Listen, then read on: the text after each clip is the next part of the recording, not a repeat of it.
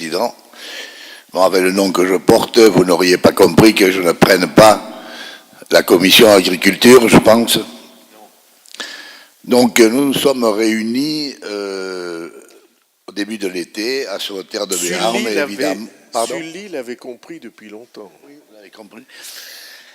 Alors, on s'est réunis, on a parlé beaucoup d'agriculture, beaucoup de ruralité. On a parlé surtout de la plaine, et je l'avoue, on a moins parlé de la montagne, le sujet devenant éminemment sensible.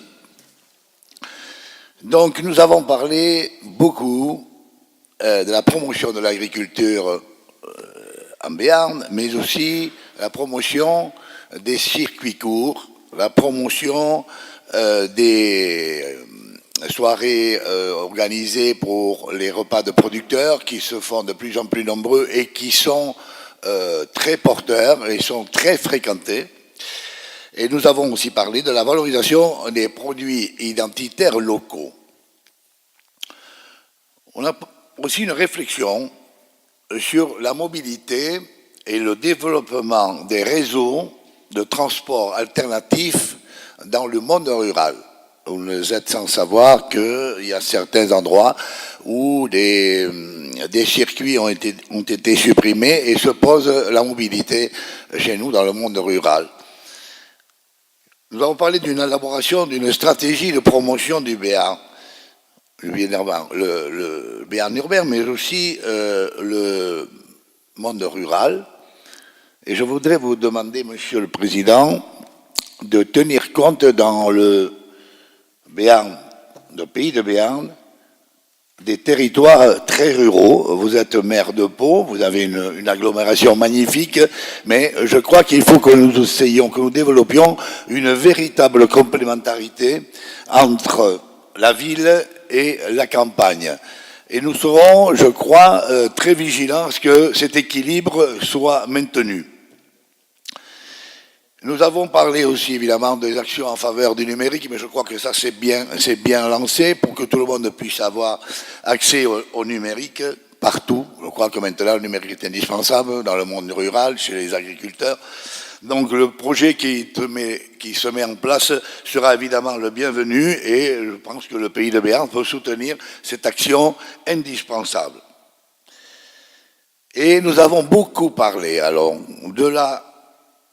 à l'échelle du Béarn, mais je ne sais pas qu'à l'échelle du Béarn, de la problématique du respect de la norme imposée par l'État sur nos campagnes. Nous avons les fonctionnaires d'État, et je sais qu'il en faut, il y a des lois, il faut les appliquer, mais je suis convaincu, et nous sommes convaincus dans cette commission, que la loi ne peut pas être appliquée à Paris, comme à Sauveterre de Béarn ou comme dans un village rural. Les mêmes règles sont appliquées, les mêmes contraintes sont appliquées. Sur la prévention, c'est vrai que la réunion que nous avons faite, c'était sans... Monsieur le Président, sans vouloir modérer votre enthousiasme, peut-être si vous écartiez un tout petit peu le micro de Pastan. Là, c'est trop fort. Oui, c'était un peu fort. Bon. Je reconnais. Non, mais je suis pas fâché avec personne ici, ne le croyez pas. Sauf que cette réunion elle a eu lieu au moment des événements surtout de Salis de Béarn, au moment où il y a eu des inondations, et le sujet était très sensible, et nous avons parlé beaucoup de prévention des crues de nos rivières, qui provoquent parfois des dégâts considérables, et il se trouve qu'avec les contraintes administratives qui sont édictées par la loi, mais aussi qui sont comment dirais-je, qui sont l'apanage de ces gens-là qui décident pour nous les élus, on a juste le droit de se taire, c'est eux qui commandent, et en attendant, il y a des dégâts considérables qui se... Oui, c'est pas ma faute s'il est trop fort votre truc là, oui. Voilà, donc je crois que il y a eu beaucoup de discussions sur ce sujet-là, comment on peut arriver à quand même prévenir dans nos territoires ces catastrophes qui ont quand même laissé Salis et d'autres villages dans un état vraiment lamentable. Salis ne se remettra pas tout de suite de cette catastrophe, il faudra 2 ans. Demain, demain, la même chose peut arriver.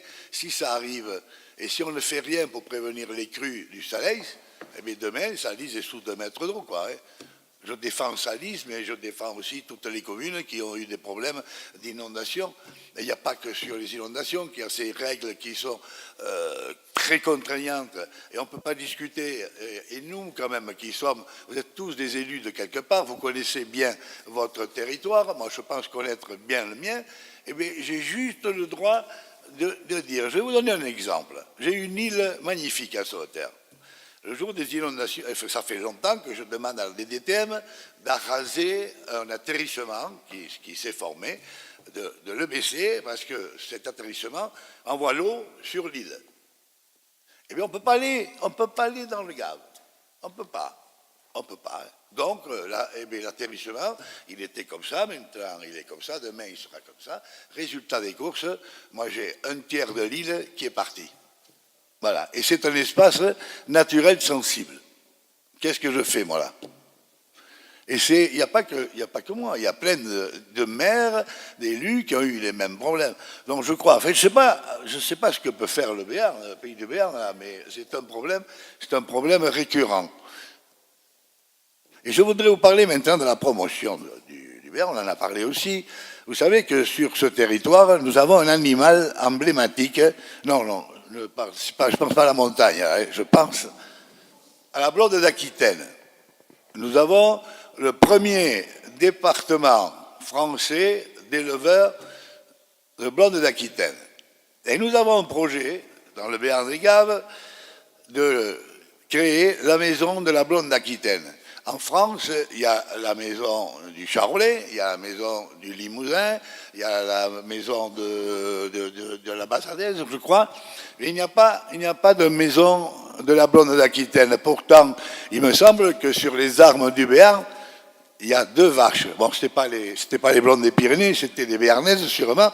Vous observerez d'ailleurs, Monsieur le Président, que désormais, en haut de votre document, vous avez l'écu avec les vaches qui a trouvé sa place, parce que lors du premier, nous avions pris les armes de Gaston Phébus, mais c'est Foix et Béarn.